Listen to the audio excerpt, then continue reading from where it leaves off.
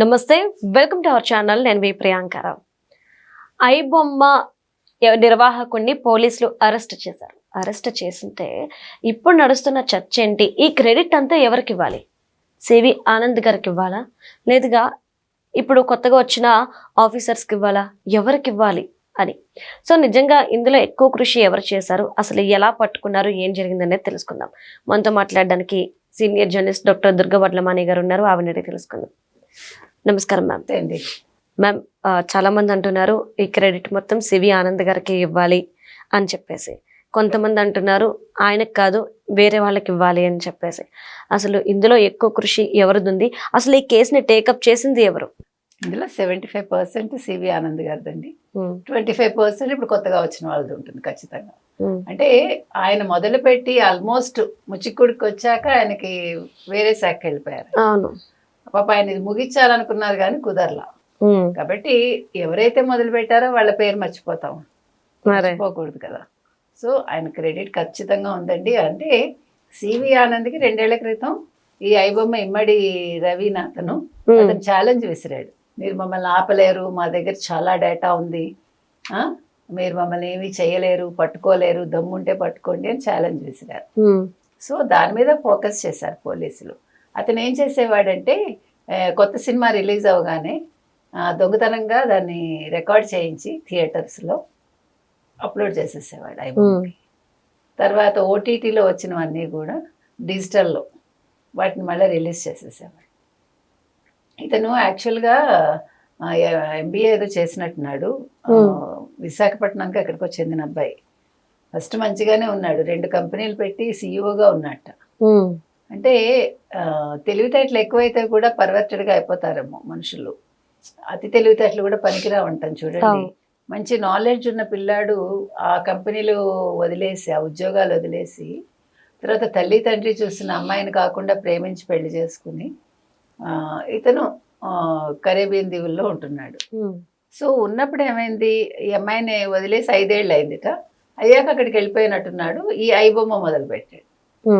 ఐబొమ్మ మొదలుపెట్టి ఎప్పుడైతే ఛాలెంజ్ విసిరాడో పోలీసులు నిఘా పెరిగిందని తెలిసాక బప్పన్ టీవీ అని పెట్టాడు. అవును, ఎందుకు అట్లా చేయడం నాకు అర్థం కాదు. అంటే అదొక సైకలాజికల్ సాటిస్ఫాక్షన్ వాళ్ళకి. అంటే ఇప్పుడు చూడండి, మనం చూస్తాం కదా, ఒక ఏమంటారు క్రైమ్స్ చేసే వాళ్ళు కూడా వాళ్ళు ఒకలాంటి ఆనందం పొందుతూ ఉంటారు కదా. ఆ రకంగా ఏమన్నా అతను అలా అయ్యాడా? అంటే పోలీస్ ఆఫీసర్ కూడా నిన్న నేను చూసిన వీడియోలో ఒక మాట అన్నారు, ఫస్ట్ నేనే చూడాలి మూవీ అనే కుతూహలం ఆయనకు ఉండేదంట.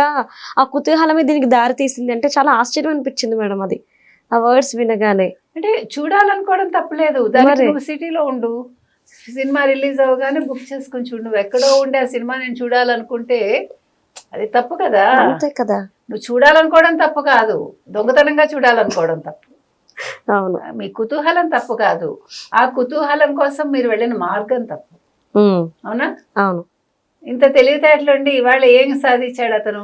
ఇప్పుడు రిమాండ్ విధించారు, అతను బెయిల్ కూడా దొరకదు. పోలీసులు విచారణ కోసం ఒక 1 వీక్ అడిగారు మాకు రిమాండ్కి ఇమ్మని. అసలు అంటే నేను అనేది ఏంటంటే, మీరందరూ కూడా టెక్నాలజీలో నాలెడ్జ్ ఉండి ఏం సాధిస్తున్నారు? ఎందుకు ఇట్లాగా పక్కదోవ పడతారు? సో ఇప్పుడు ఏం చేశారు నిన్న పోలీసులు చూడండి, అది ఎక్కడ విజయం అంటే పోలీసులది.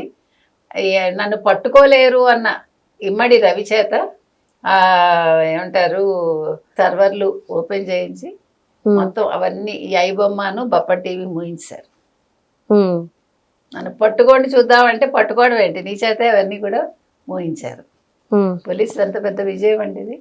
ఇవాళ సినీ పరిశ్రమ ఊపిరి పీల్చుకుంటోంది, కానీ గట్టిగా ఊపిరి పీల్చుకోవటానికి లేదు. మళ్ళీ ఇంకో రవి తయారు కాకుండా ఉండాలి. ఇప్పుడు కూడా ఏమవుతుందంటే చెడు తొందరగా మీకు ఏమంటారు మొలకెత్తిపోతుంది కదా మంచి కంటే కూడా. అందుకని పోలీసులు కొంచెం నిఘా పెంచాలి.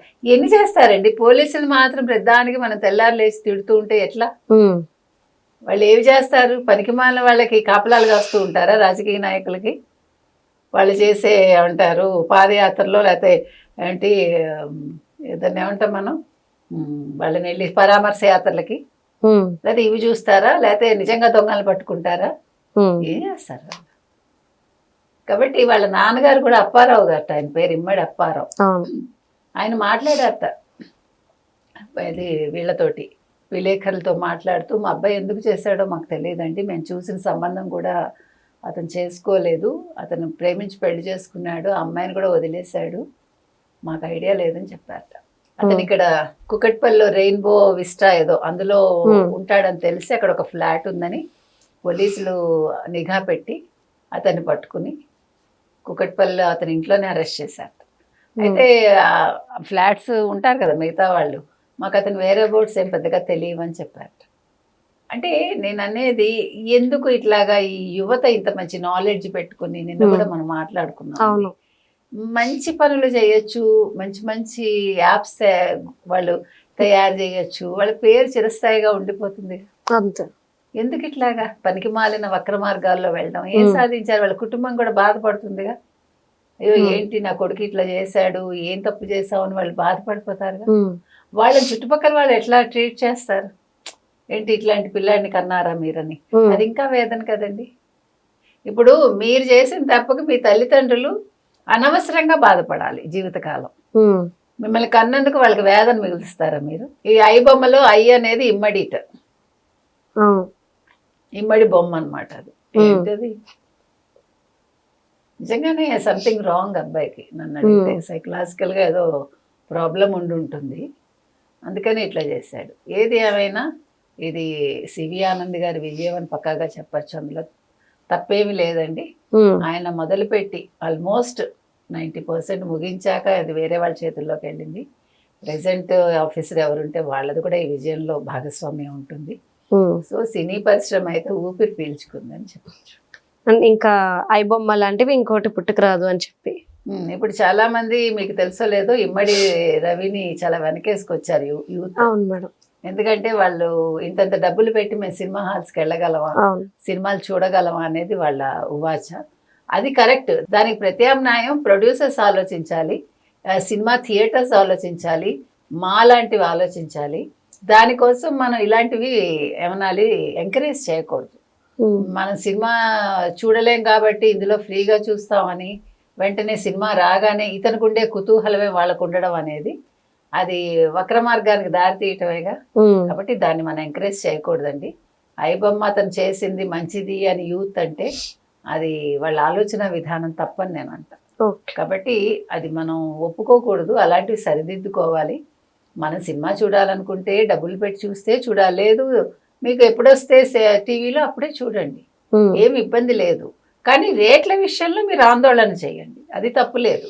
అది తగ్గించే వరకు మీరు దాని మీద పోరాటం చేయొచ్చు, అంతేగాని ఇలాంటివి మనం ఎంకరేజ్ చేయకూడదు. Okay, right. Thank you so much. Thank you.